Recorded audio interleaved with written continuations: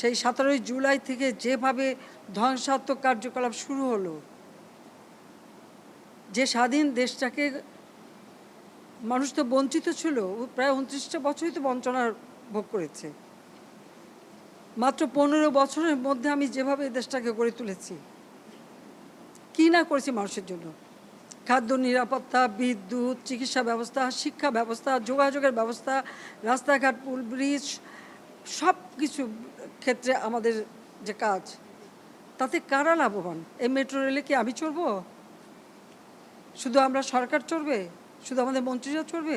না সাধারণ জনগণ চলবে? সেটা আমার প্রশ্ন। এর উপকারিতা কারা পাচ্ছেন? এদেশের মানুষ, আপনারা, সাধারণ জনগণ পাচ্ছে। তাহলে এর উপর এত ক্ষোভ কেন? সেটাই আমার প্রশ্ন, যে আমরা বারবার অনুরোধ করা সত্ত্বেও আন্দোলন, কোটা বিরোধী আন্দোলন, এরপরেও হাইকোর্ট, উচ্চ আদালত রায় দিল। আমরা বারবার কথা বলেছি, বোঝাতে চেষ্টা করেছি। এমনকি কোটা আন্দোলনকারী তাদের সাথে আমরা আমাদের মন্ত্রীদের পর্যন্ত বসালাম। একটা কথা বলে যায়, ফিরে যায় আরেকটা করে। অর্ধেক পাউডারে দ্বিগুণ উজ্জ্বলতা। নতুন রিন অ্যাডভান্সড অর্ধেক পাউডারে দ্বিগুণ উজ্জ্বলতা। যে দাবি তারা করেছিল, সমস্ত দাবি শুধু মানা না, তার থেকে বেশি আমরা দিয়েছি, হাইকোর্টই দিয়ে দিয়েছে। তারপরেও কিন্তু এখন থামেনি। কেন থামেনি? আমি দেশবাসীর কাছে সেটাই আমি বিচার চাই। এখনও নাকি আন্দোলন করতে হবে, দফা প্রথমে 1 দফা কোটা সংস্কার করতে হবে। কোটা বাতিলও করে দিয়েছিলাম। আচ্ছা, কোটা সংস্কার হবে, আপিল করলাম, উচ্চ আদালত সিদ্ধান্ত দেবে।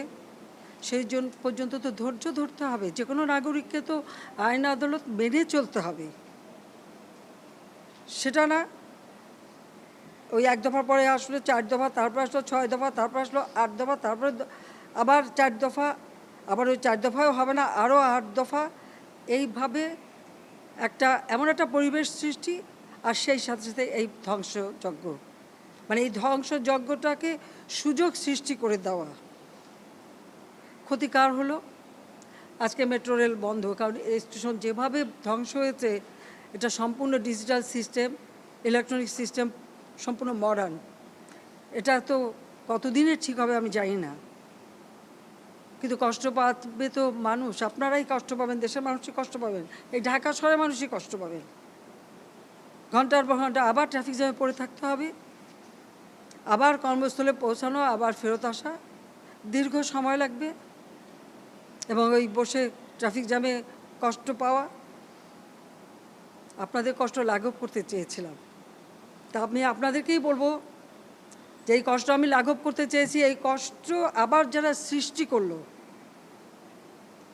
তাদের বিরুদ্ধে আপনাদেরই রুখে দাঁড়াতে হবে, দেশবাসীকেই রুখে দাঁড়াতে হবে। এর বিচার তাদের করতে হবে। আমি তাদের কাছেই বিচার চাই। কারণ আমাদের প্রত্যেকে, এই যে মন্ত্রণালয়ের যারা এবং এই মেট্রো রেল নির্মাণ কার্যের সাথে যারা জড়িত, তাদের আজকে চোখের পানি পড়ছে এটা দেখে, যে কিভাবে একটা দানবিক কর্মকাণ্ড এদেশে হলো, আর কেন করলো। আমি তো দেশের মানুষের জীবনমান উন্নত করতেই তো কাজ করে যাচ্ছি, এবং করেছি তো, এটা তো অস্বীকার করতে পারবে না কেউ। যে 15 বছর আগে 2008 পর্যন্ত এই দেশের কী অবস্থাটা ছিল, একবার চিন্তা করে দেখেন। আর আজকে বাংলাদেশ উচ্চ ধাপে উঠে গেছে, তো সেখান থেকে নামাতে হবে কেন? আমার প্রশ্ন সেটাই। জানি না প্রশ্ন জবাব খেয়ে দেবে। দিন রাত অক্লান্ত পরিশ্রম করেছি। এই অ্যালাইনমেন্ট আমি পরিবর্তন করে এমনভাবে করে দিয়েছি যেন দ্রুত সময় হয়, এবং সেইভাবেই এটা করা হয়েছে। আমি আরও এটা বাড়িয়ে দিয়েছি, মতিঝিল থেকে একেবারে কমলাপুর রেল স্টেশন পর্যন্ত যাবে।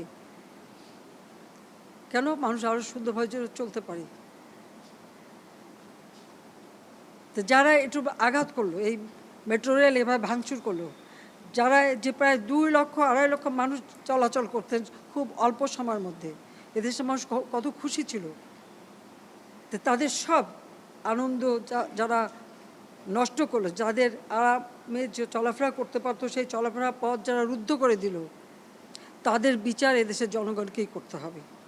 আমি সেটাই চেয়ে যাচ্ছি। আমি এর নিন্দা করার ভাষা পাচ্ছি না।